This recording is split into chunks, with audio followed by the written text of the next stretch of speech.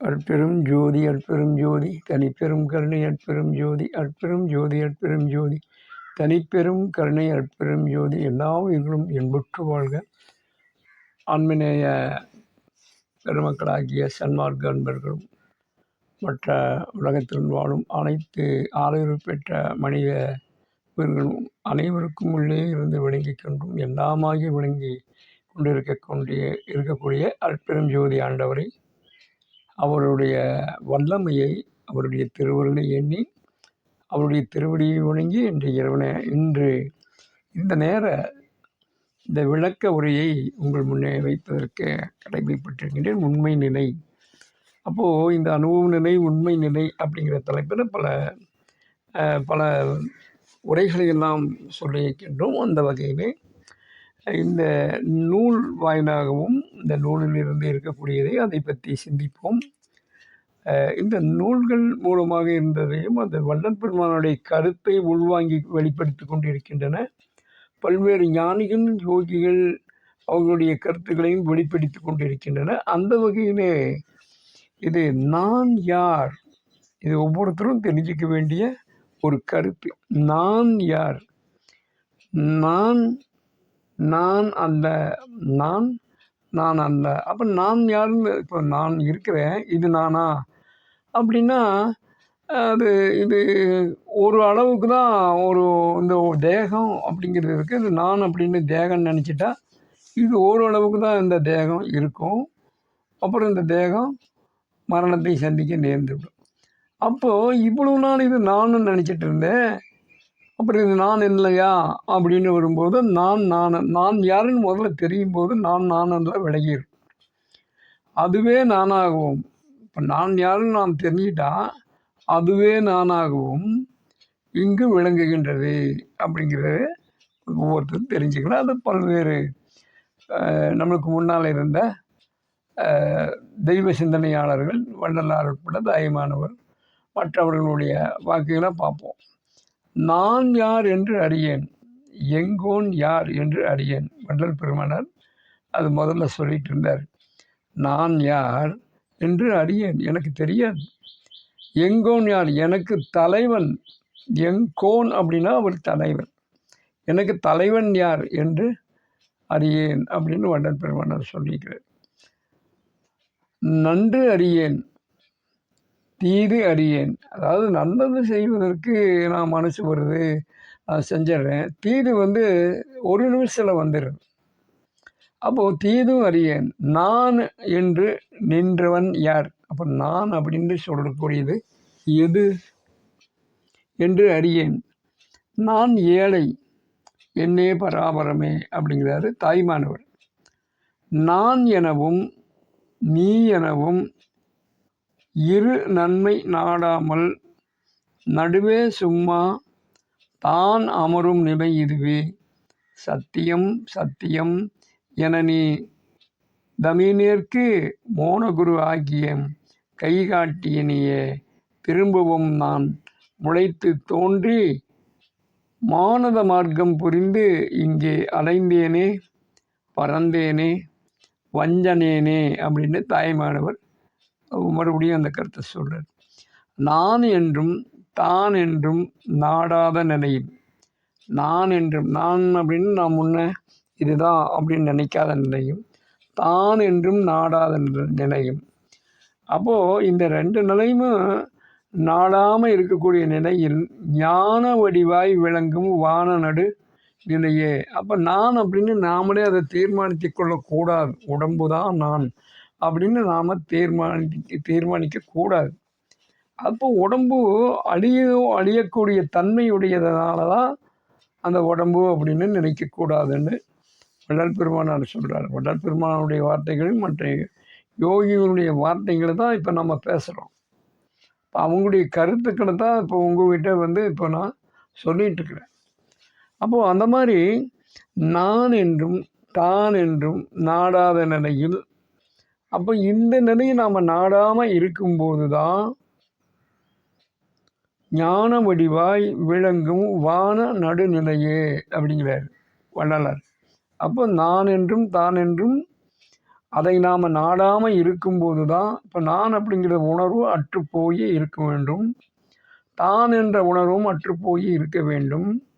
இந்த அற்றுப்போகக்கூடிய நிலைகள் தவம் வழியாகவும் மற்றும் வள்ளல் பெருமானார் சொன்ன மாதிரி சத்விசாரத்தின் மூலமாக தெரிந்து கொண்டு பரோபகாரம் ஜீவகாரணியம் தயவோடு இருந்து பழகி கொண்டு வரும்போது இந்த நிலைகள் ஏற்படும் அப்படின்னு வள்ளல் பெருமானார் உரைநடை பயிரை குறித்திருக்கின்றார்.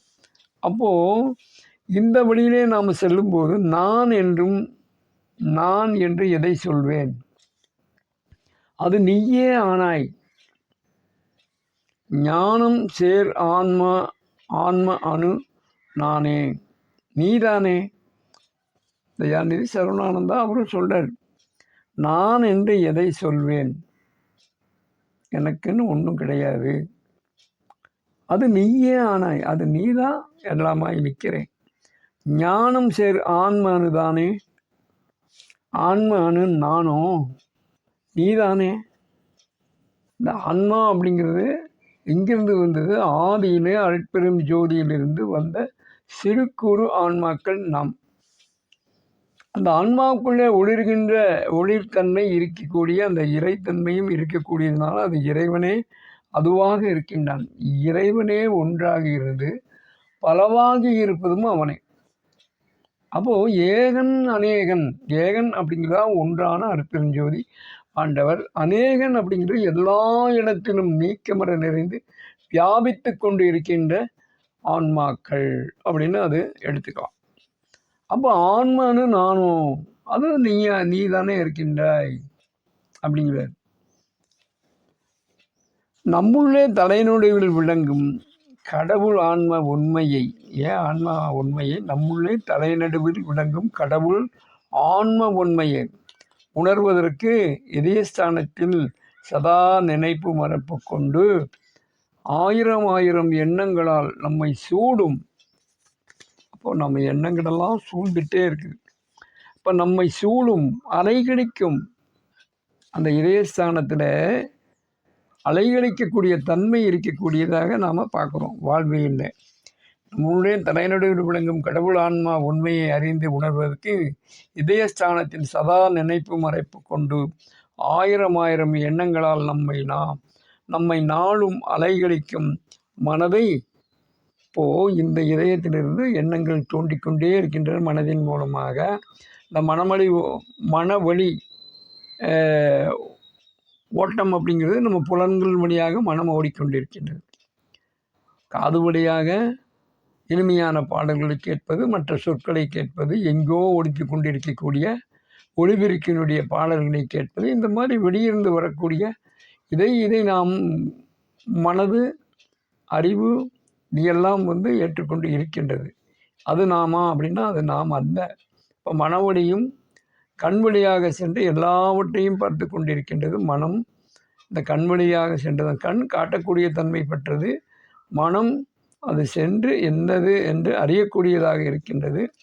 இந்த அறிவு வரும்போது தான் மெல்ல மெல்ல விலகும் தன்மை ஏற்பட்டு சுத்த அறிவால் இருப்பது சாதாரண ஜீவ அறிவு அப்படின்னு எடுத்துக்கலாம்.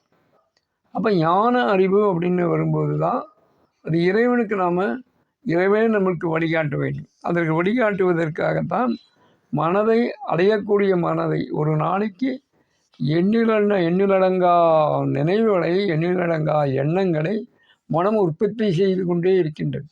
அந்த மனத்தை நிலைப்படுத்துவதற்கு வள்ளல் பெருமானார் புருவ மத்தியிலே நிலைநிறுத்த வேண்டும் அப்படிங்கிறார். புருவ மத்தியிலே நிலைநிறுத்த வேண்டும். புருவ மத்தியிலிருந்து தான் அகமுகமாக ஆழ்ந்து உள்நோக்கி பழகும் பழக்கத்தை நாம் வருவித்து கொள்ள வேண்டும். அப்போ நாம் தான் அதை செய்யணும் அப்படிங்கிறார். அப்போது இந்த புருவ மத்தியிலே இருக்கிறது வள்ளல் பெருமானார் சொல்கிறார். நம்ம புருவ மத்தியிலே சாதாரணமாக ஒன்று வெளியே இருக்குது அப்படின்னு நாம் நினச்சிக்கிறோம். இதில் 4 வழி வள்ளல் பெருமானார் சொல்லியிருக்கிறார். புலன், புறப்புறம், புறம், அகப்புறம், அகம். அப்போது இந்த புருவ மத்தியிலிருந்து அகநிலைக்கு செல்ல வேண்டும். அந்த 4வது நிலை அப்படின்னு தொட்டு காட்டக்கூடிய 4வது நிலைக்கு அகநிலைக்கு நாம் செல்ல வேண்டும். புருவ மத்திய வழியாக அங்கேதான் சிற்றம்பலம், திருச்சிற்றம்பலம் என்கின்ற உன்னதமான ஆன்மா இருக்கக்கூடிய இடமாக இருந்து ஆன்மாவுக்குள்ளே விளங்கக்கூடிய தன்மையை நீ உணர்ந்து கொண்டால் நீ யார் என்பதை உணர்ந்து கொள்ளலாம் அப்படின்னு வள்ளல் பெருமனார் சொல்றார். அதனால புருவ மத்தியில் நம்முடைய மனத்தை நிலைநிறுத்த வேண்டும். புருவ மத்தியிலிருந்து அகமுகமாக ஆழ்ந்து உள்நோக்கி பார்க்கும் பழக்கத்தை வருவித்து கொள்ள இந்த மனம் அப்படிங்கிறது ஒடுங்க ஆரம்பிக்கும். அதற்கு முன்னாலே பல மனதை அறிந்தால் மனம் ஒடுங்க ஆரம்பிக்கும். அதாவது இந்த புருவமத்திக்கு போய் இப்போ முழுமையாக இயங்கு கொண்டு இருக்கக்கூடிய மனதை புருவமத்தியை நிறுத்தி பார்க்கும்போது அது பல காலம் பிடிக்கும். ஆனால் இப்போதே இந்த பழக்கத்தையும் கைகொள்ள வேண்டும். எந்த பழக்கம் என்றால், மனதை பல்வேறு யோகிகள் ஞானிகள் அடக்கமுனைந்தார்கள். சின்முத்திரை அடக்கமுனைந்தார்கள். அதனால் அவர் கண்ட பலன் சின்முத்திரையில் இருக்கும்போது தான் மனம் நம் கட்டுப்பாட்டுக்கு வரும். அந்த முத்திரையில் எடுத்துட்டு நாம் உலகையில் இருப்போம். நாம் அது எவ்வளோ நேரம் அதை சின்முத்திரையில் நாம் இருக்க முடியும்? அப்போ அதை விடக்கினால் உடனடியாக மனம் பழைய நிலைக்கு வந்துடும்.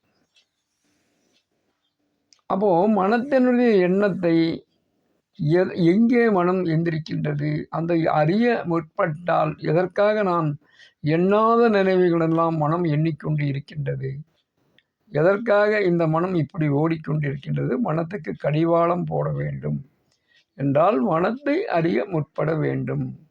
அப்போ மனத்தை அறிய முற்பட மனம் அப்போ அதை தன்னை வெளிப்படுத்தி காட்ட மெல்ல மெல்ல குறைத்து கொண்டு வரும். அப்போ குறைத்து கொண்டு வரும்போது இந்த மனம் ஒரு ஒரு ஒரு நிலையிலே பூஜ்ய நிலை அப்படின்னு மனம் எந்திரிக்காத நிலை கூட அது வாய்ப்பதற்கு இறைவனுடைய அருளும் வேண்டும். நாம் அதை கைவிடாது பழகுதல் வேண்டும். அப்போது இது ஒரு நிலை. இன்னொன்று, இறை பாடல்களை மனமுருக பாட வேண்டும். மனதை செம்மைப்படுத்த வேண்டும் என்றாலும் இறை பாடல்களை நாம் மனம் உருகி எப்படி சொல்கிறார், காதலாகி கசிந்து கண்ணீர் மல்கி. அப்போ அந்த கண்ணீர் மல்கிற அளவுக்கு நாம் இறைவனை உருகி பாடுதல் பொருட்டு அந்த மனம் செம்மையாகும். அப்போ இந்த மனத்தை இன்னொரு வழியிலே புருவ மத்தியிலே நிலைநிறுத்தி, அப்போ இந்த நிலையில நாம் இறைவன் பால் சதாகாலமும் பாடல்களை பாடி உருகி கொண்டு இருக்கவும் முடியாது. அப்போ ஒரு குறிப்பிட்ட கால அளவுக்கு நாம் அதையும் எடுத்துக்கலாம். அப்போ மன ஆற்றலை அந்த இடத்துலையும் சற்று குறைத்து கொள்ளலாம். அப்போ இதுக்கு நாம் குறைத்து கொள்ளலாம் அப்படின்னா மனம் ஒடுங்க முற்படும். இப்போ அறியும் போது நம் மனம் அலைபாயாமல் அமைதியாக இருக்கும். இறைவனுடைய பாடல்களை பாடும்போது இன்னும் சற்றே அலைபாயாமல் இருக்கும். அப்படி தான் நாம் எடுத்துக்கணும். அப்போது முற்றிலுமாக அது நீங்கி விடாது. அப்போது அந்த பாடல்களை பாடி முடிக்கும்போது ஓரளவுக்கு சாந்தமாகவும் மனம் அமைதி பெற்றும் அந்த தன்மையை நாம் உணரலாம். அப்போது மறுபடியும் நாம் நம்மளை யாருன்னு தெரிந்து கொள்ளும் வகையில் மறுபடியும் மனத்தை புருவமத்தில் செலுத்தி ஒருமையிலே அந்த எண்ணமற்று இருக்கும்போது புருவமத்தில் நிலைநிறுத்த வேண்டும். புருவமத்திலிருந்து அகமுகமாக அகம் இருக்கக்கூடிய இடம் 4வது நிலை. அந்த 4வது நிலைக்கு ஆழ்ந்து உள்நோக்கி பார்க்கும் பழக்கத்தை நாங்கள் வருவித்து கொள்ளுதல் வேண்டும். இந்த வருவித்து கொள்வதன் மூலமாகத்தான் இது வருவித்து கொள்ளல் வேண்டும். அதுதான் நம்முடைய கடமையும் கூட. ஏன் அப்படின்னா நாம் எல்லாத்தையும் ஒவ்வொரு கடமையாக பண்ணிகிட்ருக்குறோம். தினசரி செய்வது ஒரு கடமை. அப்போ இதையும் நாம் தினசரி வாழ்வியலில் எவ்வளவோ சம்பாதிப்பதற்காக, குடும்பத்தை காப்பாற்றுவதற்காக, வேலை செய்வதற்காக அலைந்து கொண்டு இருக்கக்கூடியவர் தான் எல்லோரும். அப்போ இதையும் ஒரு பழக்கமாக, சாப்பிடுவதை எப்படி பழக்கமாக கொண்டிருக்கின்றோமோ, தூங்குவதை எப்படி பழக்கமாக கொண்டு இருக்கின்றோமோ, இதெல்லாம் இயற்கையாக நடக்கக்கூடியது. அப்போ இதே மாதிரி மனதை ஓர்மைப்படுத்தி அகமுகளை நிறுத்தி பழக்க கொள்ளுதல் வேண்டும். இது ஒரு கடமையாக நாம் காலை மாலை கட்டாயம் செய்ய வேண்டும்.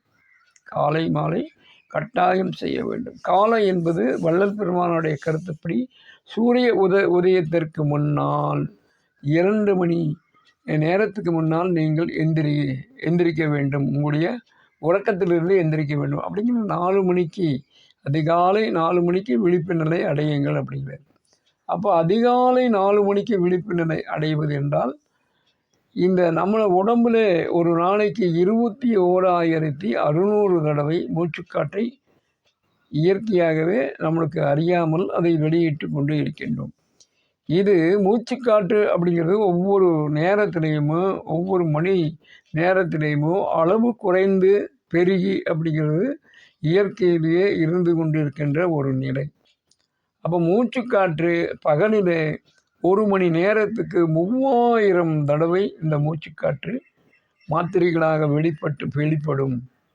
ஆனால் இந்த இரவு, அதாவது விடியற்காலையிலே 1 மணி நேரத்திற்கு 1000 சுவாச மாத்திரை அளவு தான் நாம் வாங்கி கொண்டு இருக்கின்றோம்.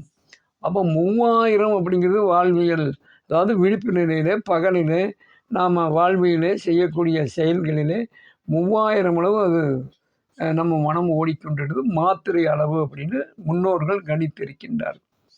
அப்போது இது மனம் ஒடுங்கக்கூடிய நிலை. அப்போ ஒடுங்கக்கூடிய நிலை அப்படின்னு வரும்போது மனம் அந்த 1000 மாத்திரை அளவு தான் ஓட ஆரம்பிக்கும். அப்போ அந்த இடத்துல நாம் நம்மை அறிந்து கொள்ள பழகினால், அது 3 மடங்கிலிருந்து 1 மடங்காக குறைந்திருக்கிற நேரத்தில் இதை அறிந்து கொள்ள பழகினால் இதை நாம் அறிந்து கொள்வோம். தெரிந்து கொள்ள பழகினாலும் தெரிந்து கொள்வோம். அப்போ இயற்கை உடைய ஆற்றலையும் நாம் புரிந்து கொள்வோம்.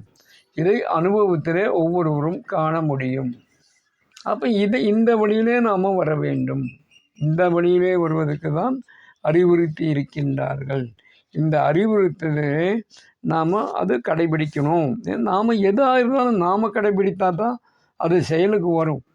நம்மளுக்காக வேண்டுதல் வேணுமா மற்றவர்கள் வச்சுக்கலாம்.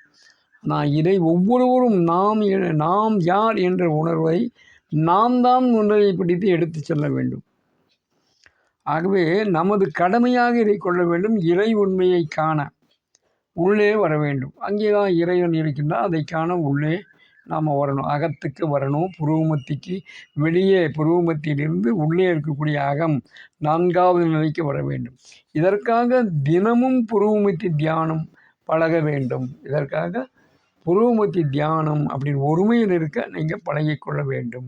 புருவமத்தியிலே நமக்கு புகலிடமாக உள்ளது அதிகாலை அப்படின்னு ஏற்கனவே சொன்னது மாதிரி அதுதான். அப்போது நாம் சில பேர் உறங்குவதற்கு முன்னால் ஒரு 30 நிமிடம் இந்த தியான பயிற்சியை மேற்கொள்ள வேண்டும். உறங்குவதற்கு முன்னால் இந்த 30 நிமிடம் இந்த பயிற்சியை மேற்கொள்ள வேண்டும் அப்படின்னு குறிப்பிடுறார். இந்த மாதிரி வந்தால் இதுவரை காணாததெல்லாம் காணலாம், இதையெல்லாம் காணாததெல்லாம் காணலாம் அப்படின்னு வள்ளல் பெருமானார் சொல்கிறார். அறியாததெல்லாம் அறியலாம். நீங்கள் இதுவரைக்கும் எதையெல்லாம் அறியாமல் இருக்கிறீங்களோ அதையெல்லாம் நீங்கள் அறிந்து கொள்ளலாம். அனுபவத்து அறியாததையெல்லாம் அனுபவமாகும். நீங்கள் இதுவரை அனுபவிக்கலை, அதெல்லாம் உங்களுக்கு அனுபவமாகும். இது உண்மை அப்படின்னு உறுதியாக சொல்கிறார். ஆன்ம அகமறிந்தால் அல்லல் அகலும். ஆன்மா அகமறிந்தால் அல்லல் அகலும். அருள் உதயமானால் ஆனந்தம் அனுபவமாகும் என்பது வள்ளலாருடைய அருள்வாக்கு. அந்த வள்ளலாருடைய அருள்வாக்கை நாம் பின்பற்றி அனைவரும் இந்த நமது கடமையாக விளங்கக்கூடிய மனதை ஒருநிலைப்படுத்தவும் இதற்கு ஒரு நல்ல வாய்ப்பாக அமையும். இதை மறுபடியும் வர காலங்களிலே இதை பற்றி விரிவாக சிந்திப்போம். அற்பெரும் ஜோதி அற்பெரும் ஜோதி தனிப்பெரும் கருணை அற்பெரும் ஜோதி அற்பெரும் ஜோதி அற்பெரும் ஜோதி தனிப்பெரும் கருணை அற்பெரும் ஜோதி. வள்ளலாருடைய வழிகளிலும் வள்ளலாருடைய மேற்கோளில் காட்டக்கூடிய ஞானிகளுடைய வழிகளிலும் அதை மனத்தை சிந்தனை செய்து நிறுத்தி உண்மையை உணர்ந்து கடவுள் நிலை, அம்மையமாதல் நிலை அனைவரும் பெற்றுக்கொள்ள வேண்டும் என்றும் அனைவரும் அதை பெற்றுக்கொள்ள வேண்டும் விரும்பி கொண்டிருக்கிற நீங்களும் அந்த வழியே வந்து இந்த செயல்களில் அனைவரும் கடமையாக கொண்டிருந்தால் நாம் எதை அடைய வேண்டுமோ அதை அடைந்து கொள்ளலாம். அதற்கு நாம் தயாராக இருந்து செயல் புரிய வேண்டும்.